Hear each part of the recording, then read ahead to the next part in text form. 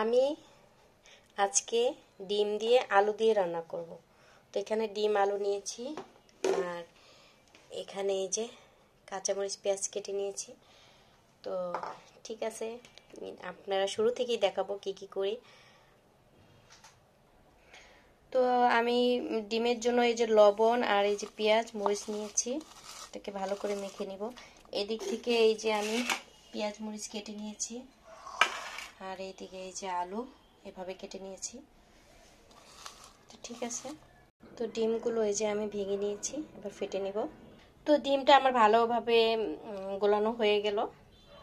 যাই হোক, আমি ডিম ভাজার জন্য এরকম ছড়ানো কড়াই নেই, আমার ফ্রাই প্যানও আছে, কিন্তু ডিম ভাজার জন্য এই ডিমটা ভাজার জন্য এরকম প্যান মানে কড়াইটা দরকার হয়। যে আমার প্যান আছে, কিন্তু আমি এটার ভিতর করবো না, কারণ এই ডিমটা ভাজার ছড়ানোটা প্রয়োজন। ডিমের রান্না হলেও এখানে মোটামুটি ভালো সময় লাগে। এখানে আমি নুন হলুদ মেখে নিলাম। Hello everyone, welcome back to Sharmin's blog. সবাই কেমন আছেন? আমি তো আলহামদুলিল্লাহ ভালো আছি। তো আমার এই ভিডিওটি আমার ইউটিউব চ্যানেলে আছে, চাইলে আপনারা ওইখান থেকে দেখে আসতে পারেন। আমার ইউটিউব চ্যানেলের নাম হচ্ছে শারমিনস ব্লগ, আমার পেজের নামও শারমিনস ব্লগ, আর আমার ফেসবুকের এই যে যেখানে ভিডিও করতেছি এখানেও ব্লগিং করি, এটাও আমারও শারমিনস ব্লগ, চাইলে ওখান থেকেও দেখতে পারেন। তো আমার এই ডিমের ভিডিওটা অনেকেই পছন্দ করে, যার কারণে আমি আবার দিচ্ছি। ফেসবুকে মনে হয় আর দেওয়া হয় নাই, তাই ফার্স্ট টাইম দিচ্ছি। এজন্য তেলটা একটু বেশি পড়ে গিয়েছে, সমস্যা নেই। তেলটা একটু কম দিলে ভালো হয়, আমি আসলে একটু বেশি পড়ে গিয়েছে। যাই হোক, এটা ছড়াই দিতে হবে। ডিমের রান্না হলেও এটা কিন্তু মোটামুটি অনেক ভালো সময় লাগে, মোটামুটি সময় লাগে আর কি। দেখবেন পুরোটাই, তাহলেই বুঝবেন। এটা হচ্ছে ওই যে পাটিসাপলা পিঠার মতো উল্টিয়ে নিতে হয়, তারপরে এরকম ভাগ ভাগ করে নিতে হয় সাইজ মতো। আপনার সাইজ মতো আপনি কেটে নিতে। একটু বেশি ভাজা হয়ে গেছে ব্যাপার না, আসলে আমার ট্রাইপডটা একটু প্রবলেম করতেছে, যার কারণে আমি এক হাতে ফোন এক হাতে কাজ করতে বুঝে নিত অনেক প্রবলেম হচ্ছে।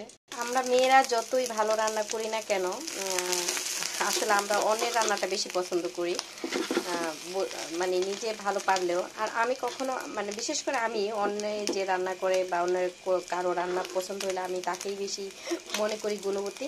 আর আমার রান্না অনেকেই পছন্দ করেন, বাট আমি আমারটা নিজের গুণ নিজে কখনো বলি না যে আমারটা সুন্দর হয় বা ভালো হয়। আমি প্রশংসা পাই, কিন্তু আমি অন্যেরটাই বেশি পছন্দ করি আমারটার চেয়ে। আমার মনে হয় অন্যেরা যা রান্না করে, যা রেসিপি দেন, আমার কাছে মনে হয় সে বেশি গুণবতী। আমি একটু বড় বড় করে টুকরো করেছি, আপনারা চাইলে আর একটু ছোট টুকরো করতে পারেন। আমি এখানে আলুগুলো ভেজে নিব। তো এখানে আমি পেঁয়াজ আর জিরা বেটে নিব। ফাইনালি আমার বাটা হয়ে গেছে। আমার একটা অভ্যাস আছে, আমি হলো আমার ব্লেন্ডার থাকা সত্ত্বেও আমার পাটায় বাটাবাটি করতে অনেক বেশি পছন্দ। আমার মাছ কাটা আর পাটায় বাটাবাটি করা খুবই পছন্দ, যার কারণে আমার মনে হয় ব্লেন্ডার থেকে আমার হাতের কাজটা দ্রুত হয়, তাই আমি পাটায় বাটতে পছন্দ করি। আমি পাটায় বেটে নিয়েছি, আপনারা চাইলে ব্লেন্ডার করে নিতে পারেন। তো তেল দিয়ে দিয়েছি, এখন আমি এই যে বেটে রাখা পেঁয়াজটা দিয়ে দিলাম। এখানে হলো আদা রসুনের পেস্ট। আমি একটু মরিচ বেশি খাই, মরিচ বেশি দিয়েছি। মরিচ, হলুদ মরিচের গুঁড়ো, এটা হচ্ছে ধনিয়ার গুঁড়ো, পরিমাণ মতো লবণ। এখন একটু জল দিয়ে দিলাম, ভালো করে কষিয়ে নেব। এরপর যে একটু কাঁচামরিচ দিয়ে দিচ্ছি।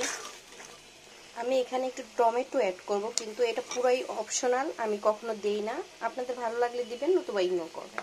যাই হোক, আমার মশলাটা ভালোভাবে কষানো হয়ে গেছে। এই পর্যায়ে আমি আলু দিয়ে দিব। এই যে আমার ভেজে রাখা আলু।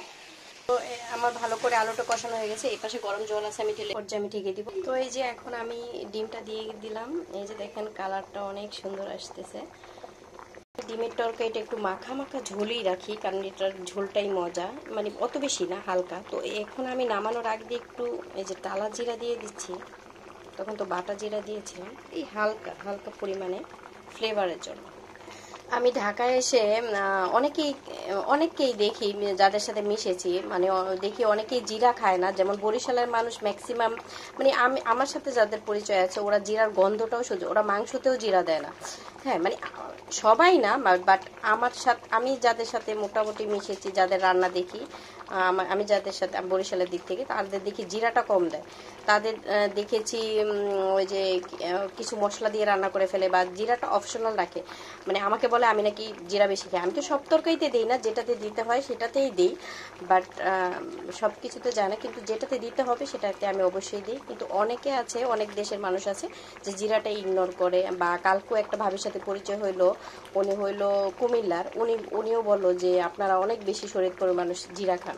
আসলে আমাদের কিছু কিছু তরকারিতে জিরা না দিলে আমরা খাবোই না ওই তরকারি।